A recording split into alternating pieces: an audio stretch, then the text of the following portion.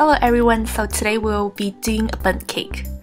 So first we have a bundt cake mold and I am going to generously butter and flour the pan. I'm using cooking spray here. You can totally use butter if you want to. Just use whatever you have on hand, and I'm going to use a napkin to wipe off the excess cooking spray because sometimes I just don't like how cooking spray sprays a lot out.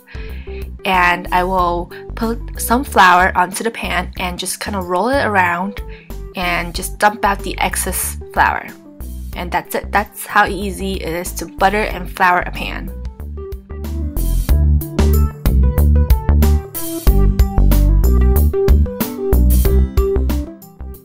Isn't my cake mold pretty? I got it during Easter. And for the topping, we have some chocolate, some cinnamon, and some brown sugar. And I just like to use a fork and just kind of mix it together until there's no big chunks left and just set aside. And next for our dry ingredients, I have some baking soda, baking powder, and salt, and add into the flour and just mix it around, or you can also sieve it. I'm just lazy and just kind of mix it around with using a fork. It does the job, so do whatever you want to do. And same as the topping, set it aside and we'll be using it later. And I have 1 stick of room temperature butter, and I also attach my standing mix with a paddle attachment, or a flat paddle if you want to call it that, and just mix it on medium-high for about a minute. And I'm going to gradually add in my sugar and cream the butter and sugar together for about 2 minutes, or until it is very fluffy and has doubled in size. And I think you will know what I'm going to do next. I will stop the mixer in between of mixing and just scrape down the sides. So what is the best way to get room temperature eggs in 10 minutes? Just sit it in warm water for about 10 minutes and you will have room temperature eggs. It is really important to get room temperature eggs because you want an even batter. And we will need 1 egg and 1 egg whites. So by the time we separate our egg whites from our egg yolks, I think our butter and sugar mixture are done. It is very fluffy and it has creamed to a white color and doubled in size. So I like to stop it and just go in with my spatula again and give it a couple more mix and add in our eggs and whip it under medium speed for about 30 to a minute, or until it has fully incorporated.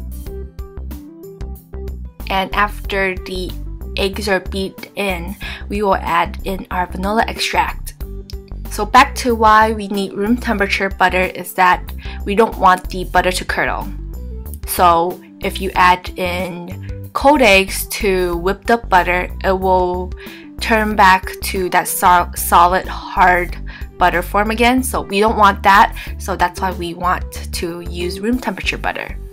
And next, we will add in our sour cream and our dry ingredients. So the trick is that you add in 3 portions. So you add in your sour cream first, mix it for about 30 seconds on low until it has incorporated, and then we will add in our flour, and then we'll do that for 3 times. So by the time you finish adding your sour cream, we'll stop the mixer and scrape down the sides of the bowl and the paddle attachment, every batter that you can possibly scrape down, and we will add in our last portion of the flour and just fold it in by hand. This is to prevent over beating the batter, so we won't have a really hard, solid, dense cake. We will have a really fluffy, really moist and buttery cake. And this is what I'm doing right now. Just fold it till you don't see any flour particles and just stop. And that's it. That's how easy it is to make the batter.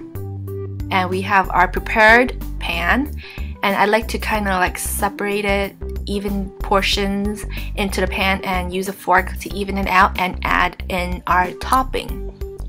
The chocolate cinnamon make sure we did that first. I like to put some in the middle, and also you can totally put this on the top. Just add a little bit of butter to that topping and use your finger to and I melt the butter into like a crumble and just do like a crumble topping. It'd be so good, but I decided not to do it because I'm scared.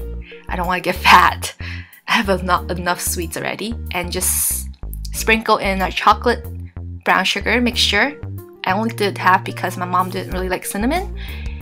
And after we sprinkle in our brown sugar mixture, just top it off with the rest of our batter, and same procedure, use a fork or use a little spatula to even out the batter, and just pop it into a preheated 350 oven for about 20 to 25 minutes or until a toothpick comes out clean.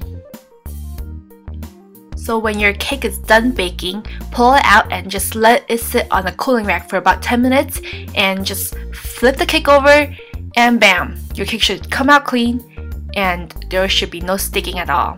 And enjoy your cake. I know I have been rambling a lot in this video, and thank you for watching, and I'll see you guys next time. Enjoy the cake, it is really good.